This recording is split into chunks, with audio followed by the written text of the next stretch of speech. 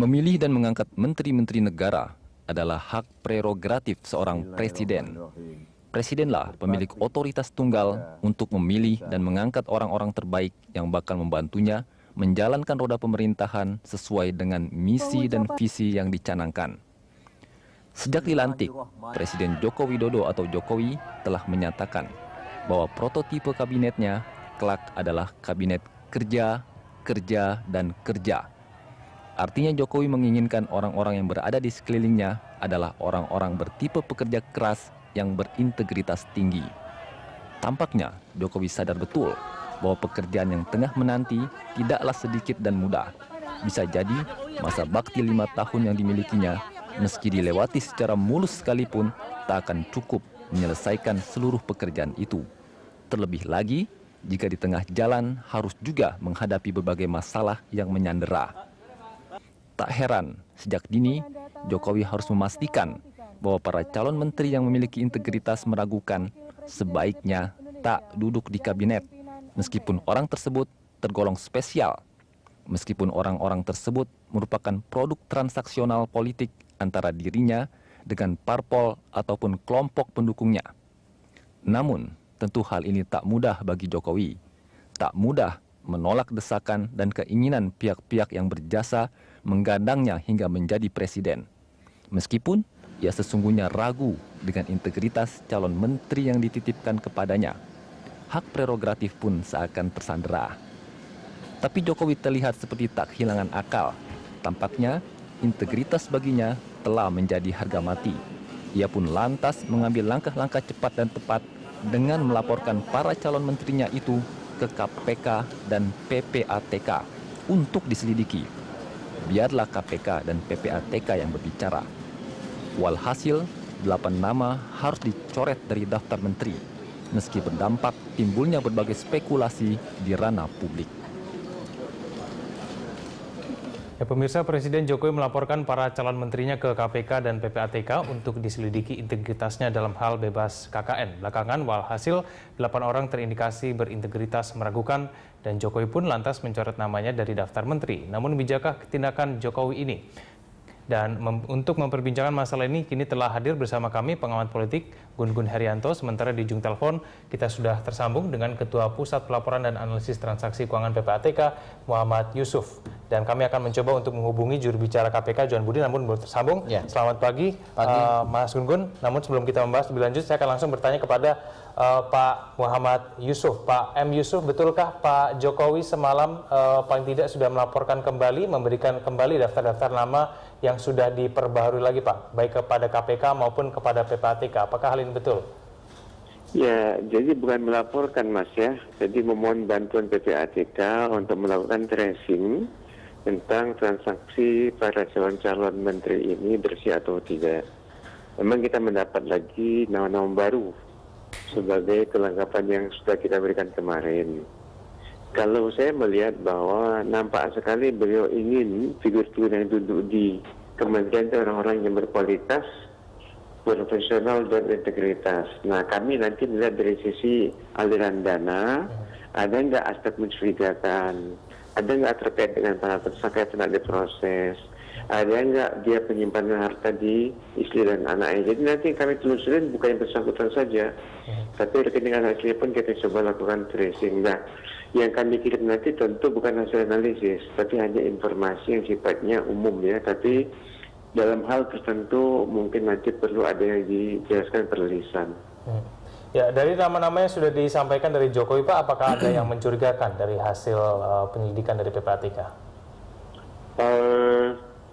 Saya perlu jelaskan bahwa untuk yang baru kita masih proses, karena baru kemarin kita terima kemarin siang. Sementara yang periode pertama sudah kita berikan, dan saya tidak berkenan lebih detail, tapi intinya bahwa memang ada beberapa hal yang perlu untuk beliau katakanlah tinjau ulang. Kalau boleh tahu, Pak, ada berapa, Pak, nama yang diberikan dari Jokowi? Saya tidak bisa bicara dari segi kuantitas, karena begini, perspektifnya itu tidak sesederhana itu.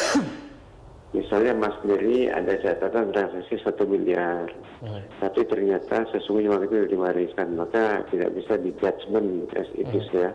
Tapi kita punya beberapa instrumen lain. Nah, di sini saya katakan bahwa saya sangat hati-hati karena menyangkut nama baik orang, karir orang, sehingga dalam hal tentu saya juga koordinasi dengan atau berkomunikasi dengan KPK dan kita gunakan seluruh sumber daya yang kita miliki. Baik, Pak Yusuf, apakah nanti dari PPATK akan seperti KPK begitu memberikan tanda merah maupun tanda kuning apabila memang dinyatakan beberapa nama dari nama-nama yang diberikan Jokowi itu mencurigakan dari transaksi keuangannya, Pak Yusuf? Kita tidak seperti saya ekstrem itu, kita memberikan informasi, tapi informasi kita berikan itu nanti bisa dimaknai, bisa dilihat secara komparasi oleh user Bapak Presiden. Misalnya si A clean, si B tidak bisa catatan, si mungkin lebih pekat seperti itu. Nah, nanti dalam tentu kalau beliau perlu klarifikasi, saya akan hadir dan menjelaskan. Tapi pada prinsipnya bahwa nanti akan kelihatan lah dengan paparan yang kami sampaikan itu nanti kelihatan komparasi, kan kita cek profil dia dan sebagainya. Baik, saya ke Pak Gun-Gun. Pak Gun-Gun, kalau menurut Anda ini strategi yang digunakan oleh Jokowi ini kembali melakukan seperti hal sebelumnya. Dia memberikan kembali daftar-daftar nama yang sudah baru. Nah, ini kepada KPK dan juga PPATK. Menurut Anda seperti apa ini? Ini harus kita hormati ya, dan harus kita apresiasi sebagai sebuah terobosan dalam konteks pembentukan kabinet. Karena tentu Pak Jokowi sendiri kan menginginkan kabinet yang kredibel, kabinet yang diisi oleh orang-orang yang punya rekam jejak memadai, bukan hanya dalam konteks kualifikasi profesional, tetapi juga track record misalnya di bidang hukum, sosial, politik. Nah, khusus untuk PPATK dan tentu KPK, ini tentu menyangkut nanti integritas, misalnya apakah dia pernah bermasalah misalnya di wilayah hukum, terutama korupsi untuk KPK ya. Kemudian misalnya apakah ada aliran mencurigakan, itu tentu ke PPATK.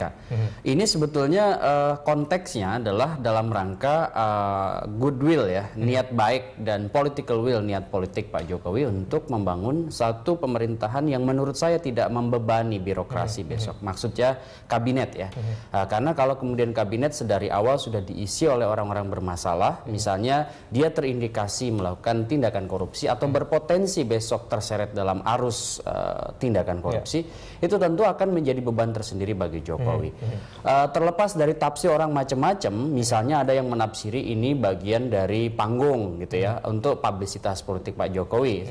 Kemudian ada juga yang menafsiri, oh ini mungkin saja ada seseorang atau beberapa orang yang kemudian karena di-endorse oleh partai tidak bisa serta-merta ditolak, kemudian ada data dari KPK dijadikan alat untuk pressure gitu. Saya tidak dalam konteks spekulasi itu, tapi saya memaknai dalam kerangka positif ya, positive thinking, bahwa apa yang dilakukan oleh Pak Jokowi itu dalam satu koridor untuk pembentukan pemerintahan yang nanti tentu diharapkan bisa mewujudkan yang diharapkan orang yang disebut dan clean government dan good governance gitu. Kalau good governance dan clean government itu nggak mungkin bisa direalisasikan kalau orang-orang yang berada di lingkaran istana, maksud saya pembantu presiden, 34 pos kementerian itu diisi oleh orang bermasalah. Baik, Pak Gun-Gun, tapi bukankah kalau misalnya mau menggunakan KPK, apapun tafsir dari masyarakat, tidakkan ini akan membuat menjadi lebih lama lagi pembentukan kabinetnya lagi? Ini efek-efek yang muncul dari menggunakan KPK dan juga PPATK kan seperti apa nanti ke depan? Saya setuju bahwa memang Pak Jokowi itu berkejaran dengan waktu. Karena ada statement Pak Jokowi sendiri yang pernah menyatakan bahwa akan mengumumkan kabinet 1 hari setelah dilantik. Ini sebetulnya harapan yang tinggi bahwa Pak Jokowi karena pernah mengeluarkan statement itu dan beliau bilang bahwa kerja, maka kemudian ekspektasi orang kabinet ini lebih cepat terbentuk sehingga lebih cepat bekerja. Tetapi sebetulnya Pak Jokowi punya waktu 14 hari loh untuk membentuk kabinet, dan kita pengalaman sebelum-sebelumnya juga pernah. Contoh misalnya Pak Habibie itu memang cepat ya, tanggal 21 Mei, 23 Mei membentuk kabinet. Kemudian Pak Abdurrahman Wahid waktu itu 20 Oktober 1999 jadi presiden, kemudian 6 hari berikutnya baru kemudian membentuk kabinet. Nah, kita komparasi lagi misalnya Pak Bu Megawati ya, itu kan waktu itu Juli tanggal 23, kemudian baru tanggal 9 Agustus loh membentuk kabinet, cukup lama. Kemudian yang cepat memang Pak SBY, 20 Oktober 2004 dilantik, 21 Oktober dia bentuk kabinet, pun demikian pada 2009, 20 Oktober dilantik, 21 Oktober kemudian membentuk kabinet. Pak Jokowi, saya pikir ya masih punya waktu ya, tetapi memang ini pertaruhannya begini, Mas Egan. Ini ekspektasi orang sangat tinggi. Kemudian tentu berharap salah satu indikator apakah Pak Jokowi on the right track menuju ke perubahan dan wajah berbeda kekuasaan itu kan dilihat dari seberapa cepat misalnya Pak Jokowi membentuk kabinet dan seberapa kuat juga orang yang kemudian mengisi kabinet itu. Karena ini pertaruhan awal kan. Kalau kemudian kita bicara impresi, ke konteksnya impresi, maka impresi itu salah satu hal yang bisa diraba adalah ketika melihat postur kabinet dan orang yang mengisinya. Kemudian yang kedua adalah program jangka pendek menengah, karena kadangkala masyarakat, terutama masyarakat kritis, masyarakat berperhatian pun masyarakat bawah, tidak cukup sabar menunggu perubahan jangka panjang. Yang dia butuhkan apakah dalam jangka pendek dan menengah ada prioritas program yang meyakinkan. Itu yang disebut dengan performa komunikatif ya, untuk meyakinkan bahwa oke, sebetulnya public trust bisa dikelola dengan impresi awal pada program jangka pendek dan menengah yang meyakinkan begitu. Baik. Saya kembali kepada Pak Yusuf. Pak Yusuf, kalau tadi disampaikan dari Pak Gun-Gun bagaimana untuk membuat good governance ini, Pak Yusuf, apakah kemudian nanti hasil dari PPATK, katakan beberapa orang yang disebutkan ataupun disampaikan oleh Jokowi ini memiliki transaksi yang mencurigakan, apakah kemudian kita bisa langsung menilai bahwa integritas dan juga kemungkinan ini bisa diragukan dari para calon menteri ini, Pak Yusuf? Ya, kalau kita bicara governance kan ada 3 hal situ, ada governance structure, proses, dan output. Nah, sekarang pada tataran proses mengisi orangnya ini ceritanya kan. Kalau kita lihat dari apa yang Pak Presiden lakukan, saya melihat ini nuansa sangat positif, dan nanti kalau kami temukan, seperti saya katakan, tidak etis saya mengatakan bahwa ini orang harus tidak perlu dikomunikasikan, tidak. Tapi kita banyak informasi, jadi kami itu punya teknologi visual link namanya. Pada saat saya mengklik nama Mas Gun-Gun, tempat tanggal itu muncul semua di mana dia punya rekening. Di bank mana saja, bank X, nanti kita masuk ke bank X, dia punya apa? Rekening giro, deposito, rekening koran, SCBB, deposit box, atau apapun juga. Sehingga nanti kelihatan bahwa yang kita nanti kategorikan yang tanda petik mohon untuk beliau pertimbangkan lagi, itu memang sangat-sangat didukung oleh data dan fakta yang akurat. Kemudian juga saya akan melakukan komunikasi dengan KPK. Biasanya kalau sudah begitu sudah kita kirim pada KPK atau pada penegak hukum lainnya. Saya akan tanya sama-sama gimana progresnya. Kalau mereka mengatakan PSOP ini sebentar lagi naik penyidikan atau sementara delete, ini saya sampaikan, saya tidak ingin nanti niat baik Bapak Presiden itu terganggu dengan orang-orang yang salah dipilih karena informasi tidak sempurna. Ini yang saya katakan, sehingga saya yakin betul bahwa kalau ini sudah kita lakukan, nanti harapan saya akan baik. Kalaupun ternyata masih katakanlah apes, ya berarti yang bawaan lahir orang itu pembohong. Baik, Pak Yusuf, apakah kemudian dari penyelidikan dilakukan oleh PPATK, apakah juga menyelidiki mengenai transaksi di kalangan keluarga dari calon? Iya, jadi kami dalam melakukan penelitian, saya lapor pada beliau juga bahwa saya katakan mohon izin Bapak Presiden bahwa kami bukan hanya menelusuri rekening yang bersangkutan, tapi juga istri dan anak-anaknya. Jadi kali yang pertama kata ada 43, itu kali 3 yang kita telusuri. Karena istri atau suami plus 2 anak, rata-rata begitu. Tapi ada juga yang dia kebetulan cuma rekening dia dan istri anak tidak terdeteksi ada yang begitu. Tapi kita sudah berusaha maksimal dan lebih hati-hati, lebih teliti, bahkan saya akan konfirmasi kepada pihak bank yang lagi. Betul kan seperti ini. Jangan sampai nanti ternyata kita kirim itu masih mengundang polemik seperti itu. Jadi saya berharap banyak bahwa ini langkah yang strategis dan saya mengapresiasi harapan saya pola ini nanti bisa diikuti oleh para kepala pemerintah daerah supaya pikir begitu itu orang-orang yang betul punya integritas dan memang akhirnya mendukung kebijakan negara ini. Baik, Pak Yusuf dan juga Pak Gun-Gun, kita akan lanjutkan lagi dulu kita di segmen berikutnya. Pemirsa tetaplah bersama kami di Jurnal Pagi. Ya pemirsa, kembali kita lanjutkan dialog kita. Saya kembali kepada Pak Gun-Gun. Pak Gun-Gun, kemudian kalau misalnya sampai sekarang Jokowi belum mengumumkan kabinetnya, kalau menurut Anda apakah ini ada kayak tarik ulur kompromi? Apakah itu yang terjadi ataukah memang ini hanya karena pengaruh dari nama-nama yang disampaikan dari KPK? Ya. Yang jelas ini banyak variabel yang menekan Pak Presiden. Wajar sih setiap pembentukan kabinet, sirkulasi elit dan segala macamnya itu selalu ada atmosfer tekanan. Paling tidak ada 4 yang dalam bacaan saya secara politis itu menekan seorang Jokowi dan juga Pak JK mungkin. Pertama, idealisme dari Pak Jokowi sendiri yang sudah diekspresikan di ruang publik. Misalnya ingin membentuk kabinet ramping, ingin membentuk kabinet kerja gitu ya. Ini kan pasti secara psikopolitis akan juga menjadi saya bisa membuktikan atau enggak kepada publik. Sehingga kemudian dia dengan sekian banyak pertimbangan tentu ingin kan mengaktualisasikan itu dan itu bisa menjadi tekanan sendiri bagi beliau. Yang kedua adalah partai utama yang memberi endorsement. Dalam konteks ini adalah PDI Perjuangan.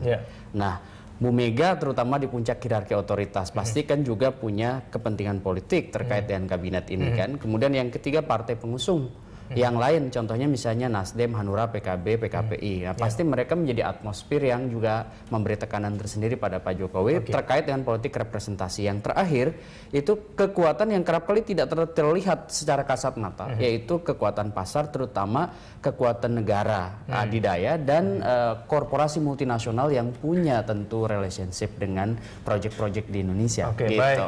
Kita juga sudah terhubung dengan juru bicara KPK, Bapak Johan Budi di ujung telepon. Pak Johan Budi, selamat pagi. Selamat pagi.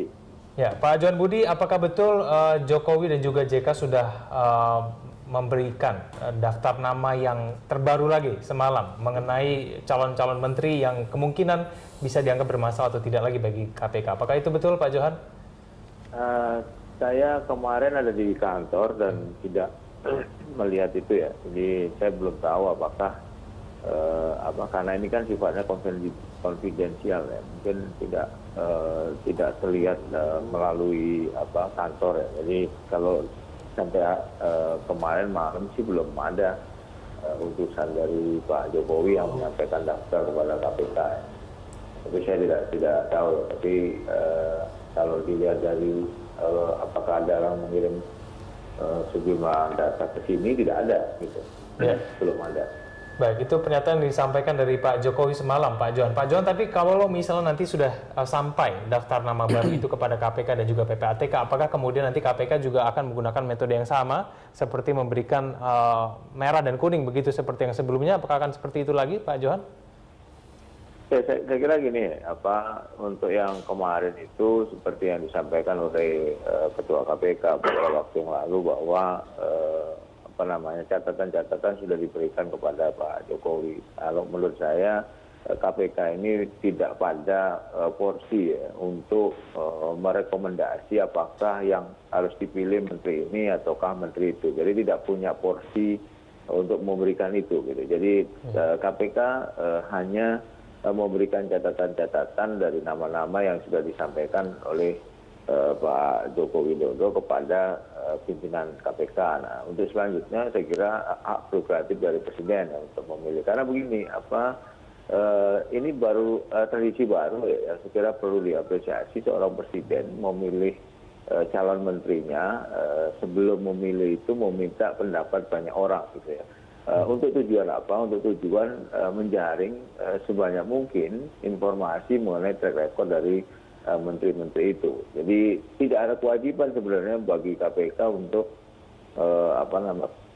memberikan rekomendasi itu. Itu Presiden juga tidak punya kewajiban harus meminta pendapat KPK kan. Tapi ini kan langkah baru ya yang menurut saya perlu diapresiasi dan KPK karena diminta untuk memberikan catatan-catatan terkait dengan calon menteri, maka tugas itu sudah dilaksanakan, ya, sudah diberikan catatan-catatan. Mengenai nama-nama tadi yang Anda sampaikan, perubahan ya atau tambah nama-nama, mungkin perlu dicek kembali ya kepada pimpinan KPK, apakah nama-nama itu sudah sampai ataukah tidak, maksudnya sudah dibuka atau belum, dan apakah ada juga catatan lagi ataukah tidak dari pimpinan KPK kepada Pak Presiden Jokowi.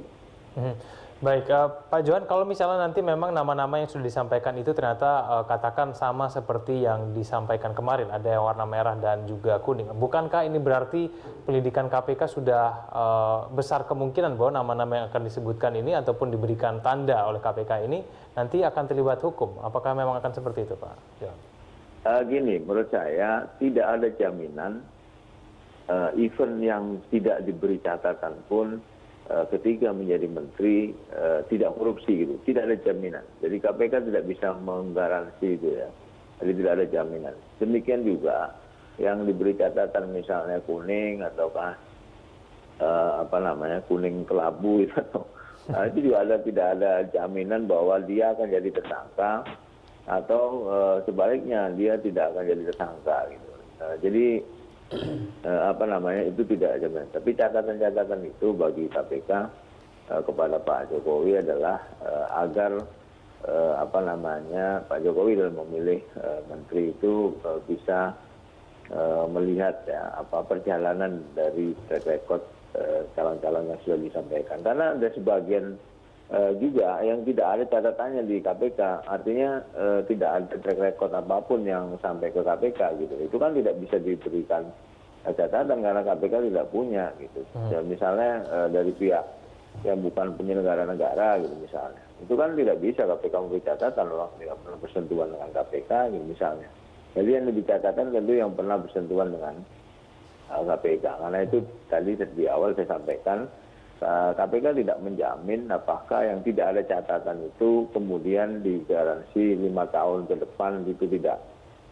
Selama 5 tahun menjabat sebagai menteri itu tidak korupsi. Karena kadang-kadang orang kalau belum memegang kekuasaan mudah sekali mengatakan bahwa saya tidak korupsi dan kemudian mari berantas korupsi. Tapi ketika seseorang itu diberi kekuasaan yang kemudian di dalam memegang kekuasaan itu ada banyak uang yang dikelola gitu, bisa jadi orang itu menjadi silau dan alfa dan kemudian justru menjadi pelaku korupsi yang luar biasa, bisa jadi itu kan.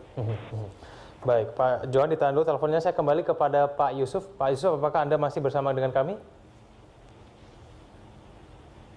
Baik, mohon maaf kami terputus tampaknya sambungan kami dengan Ketua PPATK, Pak Yusuf. Saya kembali kepada Pak Gun-Gun. Pak Gun, katakan kalau misalnya akhirnya seperti yang tadi KPK bilang, katakan ini kebijakan tetap diberikan kepada Pak Jokowi. Ya. Nah, kalau menurut Anda kalau misalnya nanti Jokowi tetap menggunakan nama-nama yang mungkin dianggap oleh Pak dari KPK ini tetap bermasalah, ini nanti kedepannya apakah nanti efeknya buruk atau pasti buruk atau bagaimana? Iya, memang kita harus memahami gitu, bahwa mengangkat dan memberhentikan menteri itu adalah hak prerogatif presiden. Itu sesuai dengan pasal 17 ya, ayat 2 Undang-Undang Dasar 1945, bahwa menteri diangkat dan diberhentikan oleh presiden.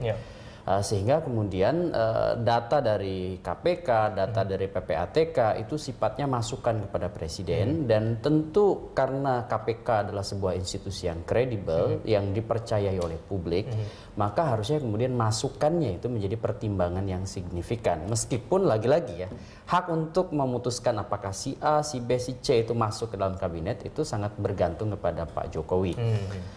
Tetapi kalau kemudian setelah proses ini dilakukan sebagai inisiasi langkah berani ya, untuk kemudian meminta masukan KPK terkait dengan tentu apakah ada potensi persoalan atau indikasi persoalan terutama di wilayah korupsi, itu kemudian tidak diindahkan oleh presiden, maka untuk apa dia melakukan itu kan? Pertanyaannya adalah apakah itu hanya sekedar political publicity seperti yang diduga oleh orang, atau semacam dramaturgi di panggung depan? Nah, ini kan menjadi persoalan kalau kemudian masukan dari KPK itu tidak menjadi bahan pertimbangan. Tapi saya pikir Pak Jokowi dengan berupaya untuk memasukkan sejumlah nama lagi, itu kan juga bagian dari respon. Tetapi ingat, ini bukan kemudian mensubordinasikan hak prerogatif presiden itu di bawah KPK, tidak. Kita harus memahami ini dalam konteks yang komprehensif, bahwa masukan tetap hanya sekedar masukan. Tetapi kalau masukan itu kemudian dimintakan oleh presiden kepada KPK dan PPATK, tapi kemudian hanya menjadi public discourse saja, hanya perbincangan publik saja, tidak kemudian punya makna apapun pada pilihan Pak Jokowi, ya kemudian pertanyaan publiknya apakah ini hanya showbiz saja kan? Nah, kalau kemudian itu dilakukan konsekuen, Pak Jokowi juga mengantisipasi semua orang yang berpotensi bermasalah, itu kan bagus. Memang saya setuju dengan Pak Johan tadi bahwa nggak ada jaminan ketika misalnya orang itu masuk ke kabinet dan dia clear misalnya. Tidak melakukan itu karena tindakan korupsi itu bisa di tengah jalan. Banyak sekali faktornya, variabelnya banyak. Tetapi paling tidak di awal itu kabinet kalau diisi oleh orang-orang yang tidak bermasalah, dia akan lebih cepat, lebih agresif, lebih produktif gitu loh. Baik. Ya. Pak Gun Gun, kita akan lanjutkan lagi dialog kita di segmen berikutnya. Nanti saya akan tanyakan juga kepada Pak Johan mengenai tanggapannya. Pemirsa tetaplah bersama kami di Jurnal Pagi. Ya, kembali di dialog kita di Jurnal Pagi, saya kembali tanyakan kepada Pak Johan. Pak Johan, saya ingin bertanya mengenai seberapa besar dan juga seberapa dalam penyelidikan yang dilakukan KPK terhadap calon-calon yang sudah disampaikan dari Jokowi dan juga JK. Apakah kemudian dari KPK ini seberapa besar dan juga seberapa dalam sebetulnya Pak Johan dalam menyelidiki para calon ini? Apakah kemudian sampai orang-orang yang mungkin belum terlibat kasus korupsi pun tapi punya potensi juga akan dinyatakan bahwa ini punya potensi akan seperti itu, atau seperti apa sih sebetulnya Pak Johan?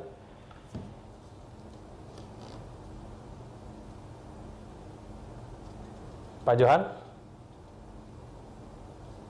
Pak Johan, apakah Anda masih bersama kami?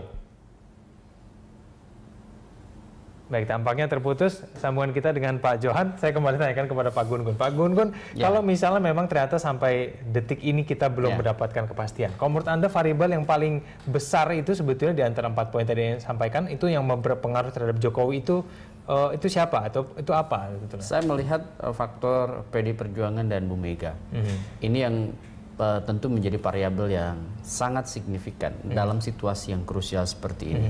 Kenapa? Karena tentu sebagai partai yang memberi endorsement utama kepada Pak Jokowi dalam pencapresan, kerap kali muncul ego atau apa bahwa ini pemegang saham mayoritas atau pemegang saham dominan gitu dalam kabinet Jokowi. Dan itu terlihat tuh Pak. Ini kan terlihat dari keinginan misalnya beberapa orang yang merepresentasikan PDI Perjuangan atau Bu Mega yang kemudian didorong untuk menjadi paket, bukan paket lah lebih tepatnya menjadi bagian dari komposisi kabinet yang dipilih oleh Pak Jokowi. Saya melihat ini memang tidak mudah karena apa, Pak Jokowi sendiri kan kader PD Perjuangan dan bukan ketum partai gitu, sehingga kemudian ini menjadi ujian juga. Apakah sebetulnya orientasinya pada kriteria-kriteria ideal seperti misalnya tidak bermasalah secara hukum, politik, sosial, punya leadership, manajerial gitu ya, kemudian punya pengalaman profesional di pos kementerian yang akan dituju, dan yang paling penting punya sense of politik karena menteri itu adalah jabatan politis, jadi dia harus punya sense of politik terutama untuk pola hubungan antara kementerian itu dengan mitra, dalam konteks ini adalah DPR. Nah, saya melihat ada pressure tentu sekarang ini pada Pak Jokowi, dan itu lazim sebetulnya. Ini kan situasi acak yang akan pasti sampai pada titik keseimbangannya yang disebut dengan situasi homogen, dan situasi homogen ini sangat tergantung pada Jokowinya. Apakah dia mampu melakukan penstrukturan adaptif namanya kalau kita pakai konsepnya Giddens gitu ya. Ini orang bergerak melakukan sesuatu, semua aktor maksud saya yang akan masuk di kabinet basisnya adalah aturan. Nah, kalau kemudian basisnya adalah pesanan figur, pesanan orang, maka kemudian Pak Jokowi yakinlah tidak akan pernah bisa membangun satu sistem. Nah, kalau sistem itu tidak terbangun, maka pasti sisi lainnya adalah ketergantungan pada orang. Kalau ketergantungan pada orang, maka dampak lanjutannya Jokowi akan tersandra oleh zona nyaman kekuasaan elit. Oke, baik. Saya kembali kepada Pak Johan. Pak Johan, apakah Anda sudah tersambung dengan kita, Pak Johan?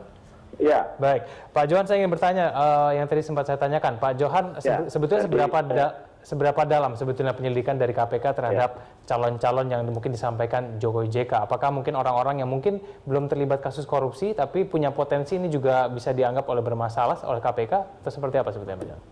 Baik, terima kasih. Jadi sebelum menjawab itu, saya ingin menegaskan kembali bahwa jangan seolah-olah kemudian disimpulkan KPK ini men-take over gitu ya, kewenangan atau haknya presiden untuk memilih menterinya gitu. Jadi sekali kalau udah ada catatan kemudian langsung bahwa itu dia akan menjadi tersangka atau sebagainya. Jadi catatan yang ada di kami itu sebenarnya lebih kepada yang pertama terkait dengan penanganan perkara yang ada di KPK. Yang kedua adalah berkaitan dengan laporan harta kekayaan. Karena apa? Karena memang KPK sebagai lembaga pemberantasan korupsi itu punya data berkaitan dengan dua hal tadi, yaitu laporan kekayaan dan penanganan perkara. Nah, apakah orang yang diberi catatan, saya sendiri tidak tahu apa catatan-catatan itu dan kepada siapa yang diberi catatan itu punya potensi yang tadi Anda sampaikan bermasalah atau tidak. Kalau bicara soal potensi ya, saya kira semua penyelenggara negara punya potensi ya.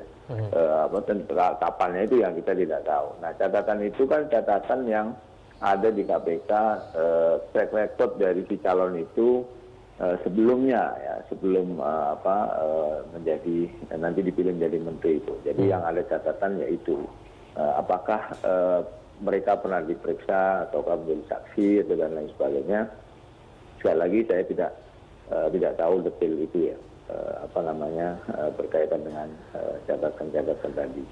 Yang kedua ingin saya sampaikan, tentu kalau Anda menanyakan sedalam apa, dalam waktu yang cukup singkat ya, nama-nama itu kan diberikan kepada KPK pada Jumat siang, ya, sekitar jam 2-an begitu, yang dikirim atau dibawa oleh Ibu Rini sama Pak Hasto ya, laku mewakili tim transisi, dan dari pembicaraan disampaikan bahwa nama-nama itu tersegel ya, jadi tidak boleh dibuka selain oleh pimpinan KPK. Kemudian data itu disampaikan kepada pimpinan KPK. Jadi KPK hanya punya waktu Sabtu dan kemudian Minggu malam yang kemudian pimpinan juga ingin menyampaikan secara langsung juga, tidak mau melalui orang di luar Pak Jokowi siapapun itu, even itu tim transisi sendiri. Sehingga perbincangan minggu malam,